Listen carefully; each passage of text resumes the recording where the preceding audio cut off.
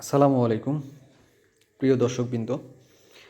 দুদিন ধরে আমি খেয়াল করছি আমার ফ্রিজের নিচ থেকে কিছু পানি পড়ছে। হ্যাঁ, তো যখন পানি পড়ছে তখন আমি জানি আসলে পানিটা কেন পড়ে।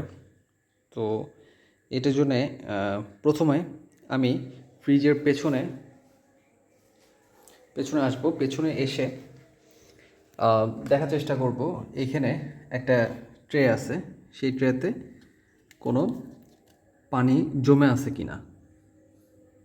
তো এটা আসলে পানি জমারই ট্রে, কিন্তু আমি এখানে দেখতে পাচ্ছি কোনো পানি জমে নাই। হ্যাঁ, আপনি দেখতে পাচ্ছেন, যদি জমে থাকতো তাহলে স্ক্রুড্রাইভার দিয়ে এখানে দুটি নাট আছে, এখানে একটি, এখানে একটি, এই নাটগুলো শুধু খুলতে হবে।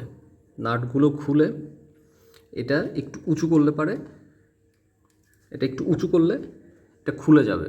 খুলে এটা যে ট্রে, এটা লুজ, ঠিক আছে, লুজ নড়ছে। হ্যাঁ, তো এটা নিয়ে পানিটা ফেলে দিলে পারেই এই পানি ওভারফ্লো আর হতো না। তো আমি এটা দেখছি আমার এটাতে পানি জমে নাই। তো মূলত তাহলে কোত্থেকে হয় এটা দেখার জন্য ভেতরে যাব, ফ্রিজের ভেতরে। এবার সামনের দিকে খুলব, কিন্তু তার আগে মনে রাখতে হবে যে ফ্রিজের যে প্লাগটা, এটা অবশ্যই অফ করে দিবেন। হ্যাঁ, অফ করে দিয়ে তারপরে ফ্রিজে না লাগে, তাহলে দেখবেন যে এদিক দিয়ে পানি ওভারফ্লো হয়ে বেরোচ্ছে। হ্যাঁ, দেখেন আমার পানিগুলো কিন্তু এখান থেকে পড়ছে, এই যে, তার মানে এখান থেকে জমা হচ্ছে এক জায়গাতে, জমা হয়ে এখান থেকে পড়ছে। ফ্রিজে কখনোই অতিরিক্ত খাবার রাখতে নেই।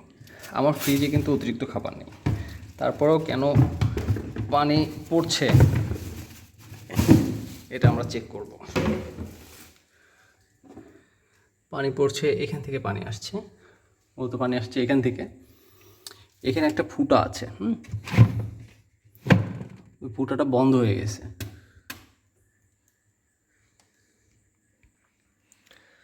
বন্ধুরা দেখেন, আমার পানি এখান থেকে পড়ছে। হ্যাঁ, এই যে এখানে পানি, এখানে দেখেন এই জায়গাটাতে একটা ফুটা আছে। হ্যাঁ, এখানে কিন্তু পানি জমা হয়েছে কত।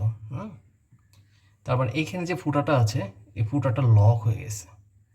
এই ফুটাটা লক হয়ে যাওয়ার কারণে এখান দিয়ে পানি ভিতরে যাচ্ছে না, এবং সেই পানি যখন ভিতরে যাচ্ছে না তখন পানিটা ওভারফ্লো হয়ে এদিক দিয়ে নিচে, এদিক দিয়ে এসে সামনে দিয়ে পড়ে যাচ্ছে। সো এটা খেয়াল করবেন, ফ্রিজের শুধু আপনার ডিপ ফ্রিজটাই যে শুধু পরিষ্কার করবেন তা না, নর্মাল ফ্রিজটাও পরিষ্কার রাখতে হবে। এবং খাবার সবসময় আলগা না রেখে, মানে খালি অবস্থায় না রেখে, এটা পলিথিনে মুড়িয়ে তারপর রাখলে পরে খাবারটা বেশি ভালো থাকবে। আর ওটা যদি ওরকম পানি যদি ওভারফ্লো হয়ে যায়, তাহলে ওটা পরিষ্কার করার জন্য একটা কাঠি নিয়ে ওটা পরিষ্কার করা যায়। আমি দেখিয়ে দিচ্ছি কিভাবে এটা করতে হয়। দেখুন, প্রথমে একটা শুকনো কাপড় দিয়ে এই পানিটা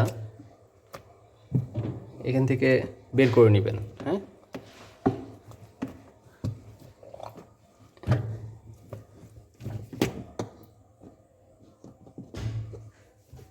দেখেন ওখানে যে ময়লা জমেছিল,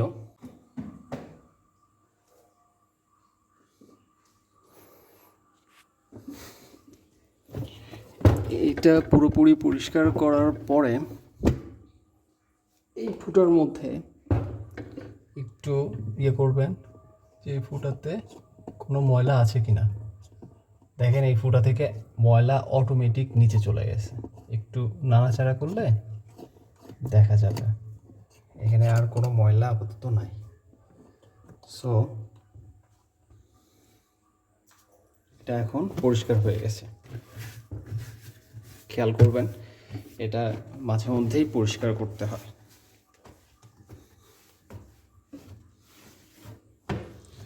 পরিষ্কার করলে ফ্রিজটা, অনেক সময় ফ্রিজে খাবার গন্ধ হয়ে যায়, এটা এটাও রোদ হবে, এটাও গন্ধ হবে না।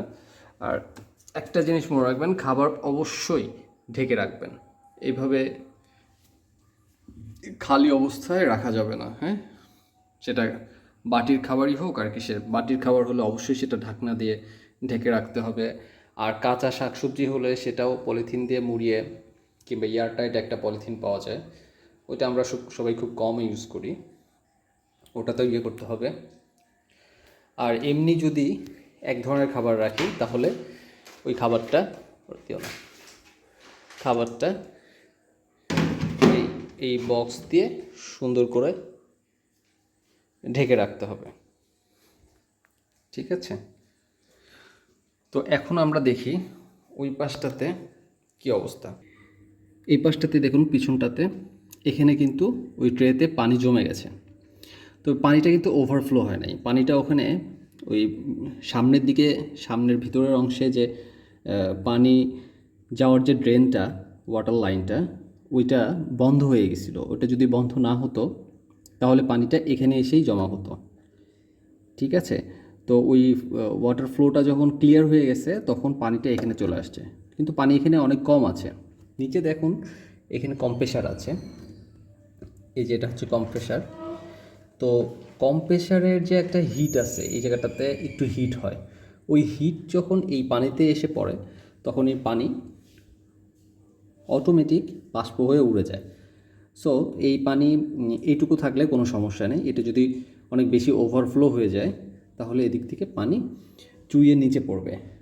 সো এটা খেয়াল রাখবেন যেন এইখানে পানি অল্প কিছু থাকলে কোনো সমস্যা নেই, কিন্তু যদি পানি বেশি হয় তাহলে সেক্ষেত্রে সেই পানিটা, এই স্ক্রু দেখিয়েছিলাম প্রথমে, এই স্ক্রু খুলে এই ট্রেটা পানি ফেলে দিয়ে আবার এটাতে লাগিয়ে দিতে হবে। দেখুন, এটা আমি সেট করে ফেলেছি। তো মূলত আমার এই ফ্রিজটাতে প্রবলেম হয়েছিল এইখানে যে ড্রেনটা, ওই ড্রেনটাতে, হ্যাঁ? তো সবার ক্ষেত্রে যে একই রকম হবে তা না, এই জন্য পেছনেরটাও দেখিয়েছি। এবং আর একটা কথা বলেছি, সেটা হচ্ছে এখানে যে পন্সগুলো থাকে, যে রাবারগুলো, হ্যাঁ, এই রাবারগুলো কতটুকু ঠিক আছে, ঠিকঠাক মতো লাগছে কিনা এটাও দেখতে হবে। আবার অনেক ক্ষেত্রে হয় কি, কোথাও একটা এখানে কোথাও দাগ থাকলে, মানে কোথাও বাড়ি খেলে, এখানে ট্যাপ খাওয়া থাকলে, হ্যাঁ, এই জায়গাগুলোতে ফাঁকা থাকে। যখন ফাঁকা থাকে তখন এদিক দিয়ে গড়িয়ে পানি নিচে পড়ে। আর অবশ্যই মনে রাখবেন, এইটা মানে রেগুলেটরটা কখনো ওভারলোডেড করবেন না। এটার একটা নিয়ম আছে, সেই নিয়ম অনুযায়ী সেটাকে মাঝামাঝি পর্যায়ে রাখবেন। রেগুলেটরের মাঝামাঝি পর্যায়ে রেগুলেটরটা রাখবেন, ঠিক আছে? তো ধন্যবাদ সবাইকে আমার ভিডিও দেখার জন্য। আপনাদের সবাইকে অসংখ্য ধন্যবাদ। দেখা হবে ইনশাল্লাহ নতুন কোনো ভিডিও নিয়ে। ততক্ষণ পর্যন্ত ভালো থাকবেন, সুস্থ থাকবেন। আসসালামু আলাইকুম।